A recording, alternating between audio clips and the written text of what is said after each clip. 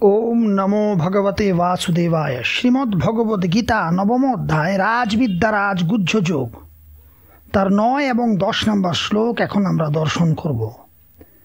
আমরা গত 8 এবং 7 নম্বর শ্লোকে দেখেছিলাম ভগবান বলছিলেন অর্জুনকে, হে কুন্তেয়, কল্পের শেষে অর্থাৎ প্রলয়ে সকল ভূত অর্থাৎ সমস্ত জীবজগৎ আমার ত্রিগুণাত্মিকা প্রকৃতিতে এসে বিলীন হয় এবং কল্পের আরম্ভে অর্থাৎ সৃষ্টির আরম্ভে ওইসব পুনরায় আমি সৃষ্টি করি। আমি স্বীয় প্রকৃতিকে আত্মবশে রেখে স্বীয় স্বীয় প্রাক্তন কর্মনিমিত্ত স্বভাব বসে জন্ম মৃত্যু পরবশ ভূতগণকে পুনঃ পুনঃ সৃষ্টি করি। এখন এইরূপ জগৎ সৃষ্টির সমস্ত কর্ম করেও ভগবান কখনো কোনো কর্মবন্ধনে আবদ্ধ হন না, তিনি সদা নির্লিপ্ত থাকেন। এই যে তিনি জগৎ সৃষ্টির সমস্ত কর্ম করেও কেন সেই সব কর্মবন্ধনে আবদ্ধ হন না, এখন এই তত্ত্ব বোঝানোর জন্য ভগবান এই 9 নম্বর শ্লোকটি বলছেন। 9 নম্বর শ্লোকে ভগবান বলছেন, নচমাং তানি কর্মাণি নিবধ্নন্তি ধনঞ্জয় উদাসীনবদাসীনমসক্তং তেষু কর্মসু। ভগবান বলছেন, হে অর্জুন, হে ধনঞ্জয়, আমাকে কিন্তু ওই সব কর্ম আবদ্ধ করতে পারে না। মানে এই যে সৃষ্টি ইত্যাদি কর্ম, সৃষ্টি লয় স্থিতি ইত্যাদি কর্ম ভগবানকে আবদ্ধ করতে পারে না, কারণ আমি সেই সব কর্মে অনাসক্ত, উদাসীনের মতো অবস্থিত। ভগবান বলছেন, হে ধনঞ্জয়, তেষু কর্মসু, সেই সব কর্মে আসক্তম অনাসক্ত, উদাসীনবদ আসীনম, আমি উদাসীনের ন্যায় অবস্থিত।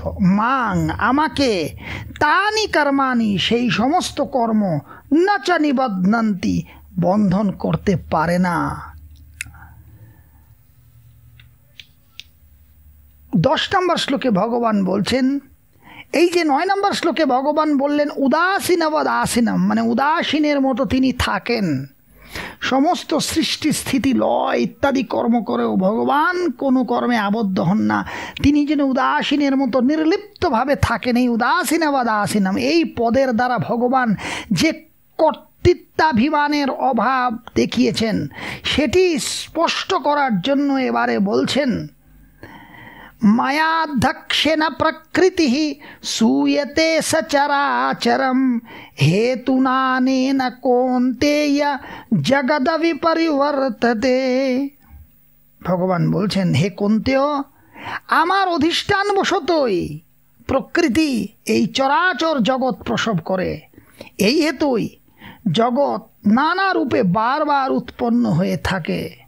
এই যে ভগবান বললেন যে নচমাং তানি কর্মাণি নিবধ্নন্তি ধনঞ্জয়া, হে ধনঞ্জয়, অনাসক্ত উদাসীন সদৃশ্য অবস্থান করায় আমাকে এই সব সৃষ্টি আদি কর্ম আবদ্ধ করতে পারে না। কেন?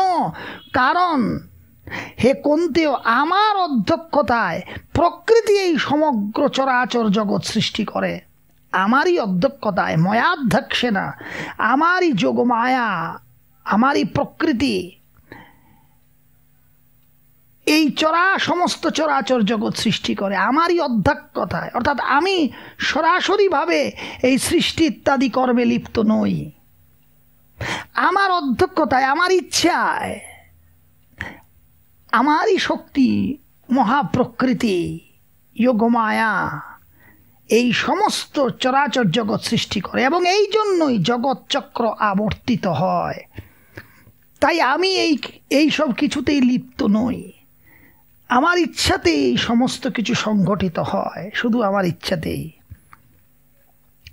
অধ্যক্ষেন মায়া, অধিষ্ঠাতা আমার কর্তৃক, আমার দ্বারাই, আমার অধ্যক্ষতায়, আমারই গাইডেন্সে প্রকৃতি সচরাচরম, স্থাবর জঙ্গমাত্মক প্রকৃতি দেবী, যোগমায়া, মহামায়া, যাই বলুন না কেন, এই ভগবানের এই শক্তির নানান নাম, কখনো যোগমায়া, মহামায়া, প্রকৃতি দেবী ইত্যাদি।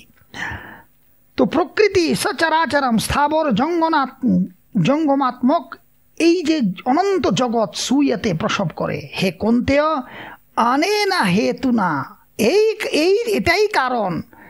এভাবেই জগদা বিপরিবর্ততে, জগৎ বারবার উৎপন্ন হয়। আবার আমরা এই দুটো শ্লোক দেখছি। ন চ মাং তানি কর্মাণি নিবধ্নন্তি ধনঞ্জয় উদাসীনমসক্তং তেষু কর্মসু।